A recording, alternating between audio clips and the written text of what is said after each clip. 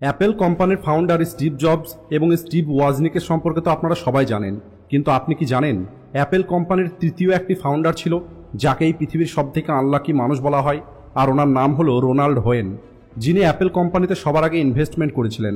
আর উনিই অ্যাপেল কোম্পানির প্রথম লোগো ডিজাইন করেন।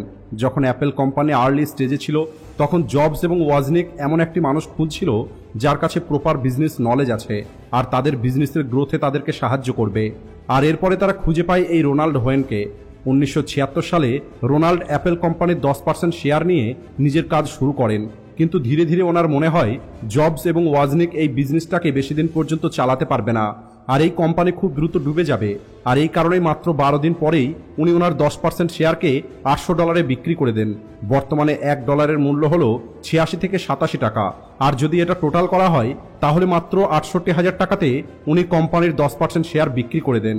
কিন্তু একবার ভেবে দেখুন, যদি উনি এই 10% শেয়ার বিক্রি না করতেন তাহলে আজ ওনার ওয়েলথ কতটা হতো।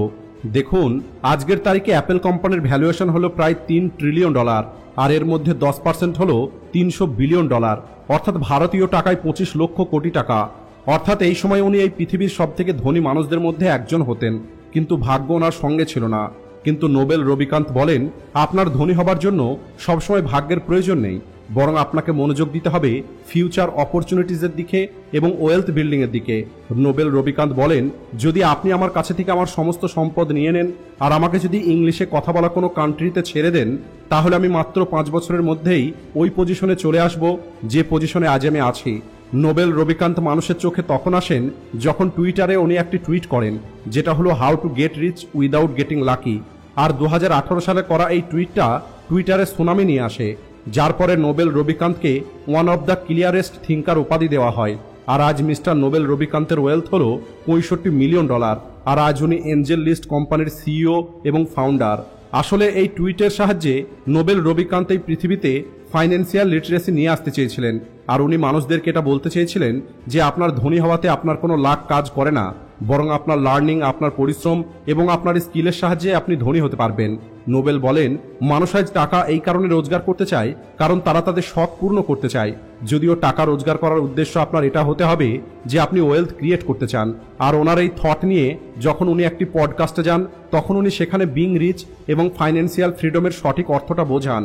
নোবেল যখন ছোট ছিলেন তখন উনি ওনার বেশিরভাগ সময় লাইব্রেরিতেই কাটাতেন, কারণ যখন নোবেল ওনার মায়ের সঙ্গে নিউ ইয়র্কে শিফট হয় তখন তাদের অনেক সমস্যার মোকাবেলা করতে হয়, কারণ তারা এমন জায়গায় রুম পায় যেখানে প্রায় দিন চুরি ডাকাতি হতো। আর এই কারণেই নোবেলের মা স্কুল শেষ হয়ে যাবার পরে তাকে লাইব্রেরিতে বসে থাকতে বলতো, যতক্ষণ না নোবেলের মা ওনার কাজ শেষ করে বাড়ি না ফিরে আসেন। আর এই কারণেই হয়তো নোবেলের মাইন্ডসেট এমনভাবে ডেভেলপ হতে পেরেছে।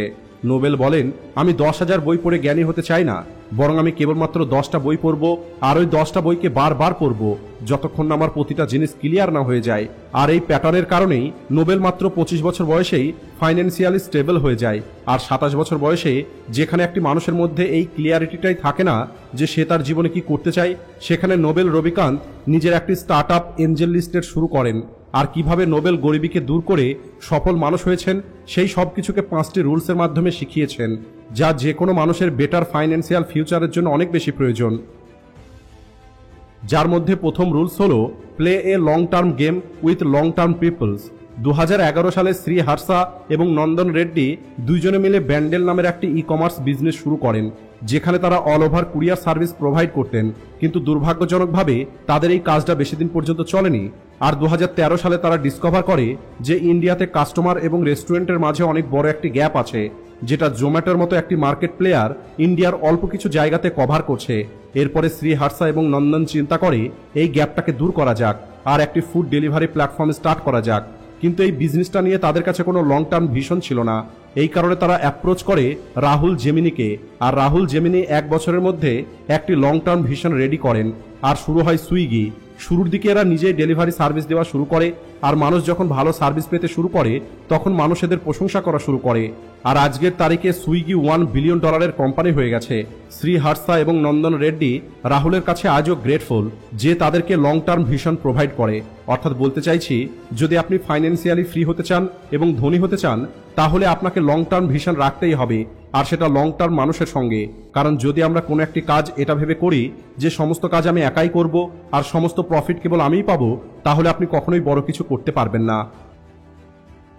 Rule number 2, live below your means for freedom. New York টাইমসের এই আর্টিকেলটাকে দেখুন। এখানে বলা হয়েছে আমেরিকার 84% ওয়েলথ টপ 20টা মানুষের কাছে আছে। আর যখন 20% মানুষকে এটা জিজ্ঞেস করা হয় আপনাদের এই ইনকামের ডিস্ট্রিবিউশনটা কি সঠিক মনে হয়, তখন তারা বলে যে না, বরং তারা বলে 20% মানুষের কাছে 32% ওয়েলথ থাকতে হবে আর বাকি ওয়েলথ মিডল ক্লাস এবং লোয়ার ক্লাস মানুষের কাছে থাকতে হবে। সেটাই হবে আইডিয়াল সিচুয়েশন। কিন্তু এমনটা হয়েছে কারণ ক্রেডিট কার্ড এবং ইজি লোন মিডল ক্লাস এবং লোয়ার ক্লাস মানুষদেরকে অতিরিক্ত খরচ করতে বাধ্য করে। আর এই কারণে এই মানুষগুলোর কাছে কোনো ওয়েলথ নেই। আপনি আমেরিকার কথা বলেন অথবা ইন্ডিয়ার, দুটো জায়গাতেই এই একই অবস্থা। যদি এখন আমি আপনাকে জিজ্ঞেস করি আপনার নেটওয়ার্থ কত, আমি জানি আপনি এই প্রশ্নের কোনো উত্তর দিতে পারবেন না, কারণ আপনি কখনো ক্যালকুলেট করেননি। আর এমনটা এই কারণে কারণ আমরা ভাবি আমাদের কাছে এই পৃথিবীর সমস্ত সুখ সুবিধা আছে, সমস্ত ধনসম্পদ কেবল আমাদের জন্যই তৈরি হয়েছে।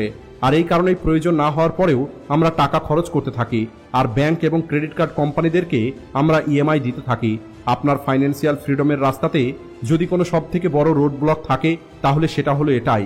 এই কারণেই নোবেল রবিকান্ত বলেন লিভ বিলো ইয়োর মিনস।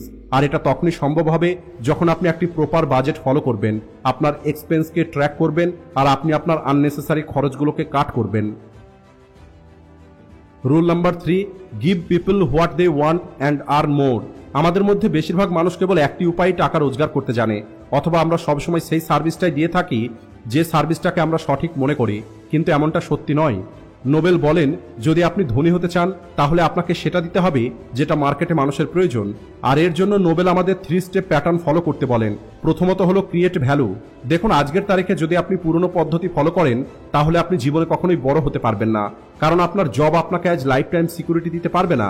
আর এই কারণেই প্রয়োজন হলো আপনাকে কোনো না কোনো বিজনেস বিল্ড করতে হবে অথবা এমন কোনো অ্যাসেট অ্যাকোয়ার করতে হবে যা সত্যিই মানুষের প্রয়োজন। দ্বিতীয় হলো স্কেলেবিলিটি। যদি আপনি এক্সট্রা রোজগার করতে চান তাহলে কেবল কোনো প্রোডাক্ট তৈরি করে বা স্কিল শিখে কাজ হবে না, সেখানে আপনাকে ক্যাপিটাল, টাইম এবং নেটওয়ার্ক অ্যাড করে তার স্কেলেবিলিটিটা বাড়িয়ে তুলতে হবে। আর এখানে সব থেকে ভালো কথা হলো আজ আমরা আদিম যুগে বেঁচে নেই, আমরা বেঁচে আছি ইন্টারনেটের জগতে, যেখানে যে কোনো মানুষ অথবা যে কোনো প্রোডাক্ট খুব সহজেই পপুলার হতে পারে। দেখুন টাকা রোজগার করার জন্য, বিশেষ করে প্যাসিভ ইনকাম তৈরি করার জন্য নেটওয়ার্ক অনেক বেশি প্রয়োজন।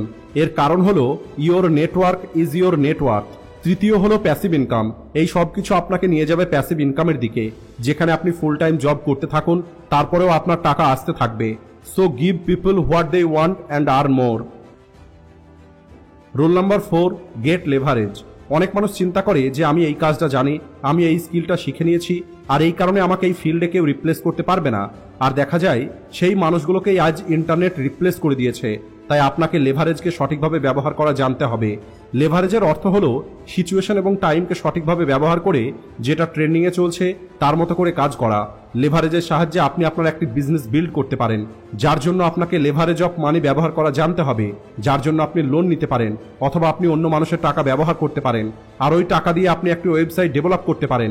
আর সবশেষে লেভারেজ অফ ইন্টারনেট ব্যবহার করে আপনি ইউটিউব, ইনস্টাগ্রাম এবং ফেসবুকের সাহায্যে আপনার প্রোডাক্ট অন্য মানুষের কাছে পৌঁছাতে পারেন। Rule number 5, compound is a wonder. এখানে নোবেল বলেন ইম্পর্টেন্স অফ কম্পাউন্ডিং, অর্থাৎ কম্পাউন্ডিং এই পৃথিবীর সেই আশ্চর্য যা সময়ের সঙ্গে সঙ্গে আপনার অল্প টাকাকেই মিলিয়ন ডলারে কনভার্ট করতে পারে। দেখুন এই পৃথিবীতে 2 রকমের মানুষ আছে। একটি হলো যারা কম্পাউন্ড সম্পর্কে কেবলমাত্র জানে, আর দ্বিতীয় হলো তারা যারা এই কম্পাউন্ডিংকে নিজের সব থেকে বড় অস্ত্র তৈরি করে আর নিজের ভবিষ্যতের জন্য এই কম্পাউন্ডিংকে ব্যবহার করে।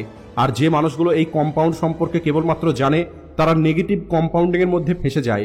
আর যে মানুষগুলো কম্পাউন্ডিংকে ব্যবহার করতে জানে তারা টাকা দিয়ে টাকা তৈরি করতে থাকে। কম্পাউন্ডিংয়ের মূল মন্ত্র হলো the longer the time the better the result, অর্থাৎ কম্পাউন্ডিং সময়ের সঙ্গে সঙ্গে কাজ করে। উদাহরণ হিসেবে যদি আপনি কোনো একটি স্টার্ট আপ শুরু করেন তাহলে সেখানে আপনি এই কম্পাউন্ডিংয়ের খেলাটা দেখতে পাবেন। মনে করুন আপনার বয়স হলো 22 বছর আর আপনি এখন 20 থেকে 25,000 টাকা রোজগার করছেন, যেখান থেকে আপনি 6,000 টাকা ইন্ডেক্স ফান্ডে ইনভেস্ট করেন, যেখানে আপনি প্রতি বছরে 13 থেকে 14% অ্যানুয়াল রিটার্ন পাচ্ছেন।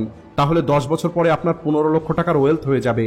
আর এই সেম প্রসেসটা যদি আপনি আগামী 25 বছর পর্যন্ত ফলো করেন তাহলে আপনার ওয়েলথ 1,40,00,000 টাকা হয়ে যাবে আর আপনি ফাইন্যান্সিয়ালি ফ্রি হয়ে যাবেন। তো বন্ধুরা, আশা করি আজকের এই ভিডিওটি আপনাদের ভালো লেগেছে, তাই ভিডিওটিকে লাইক ও শেয়ার করতে ভুলবেন না। Thanks for watching.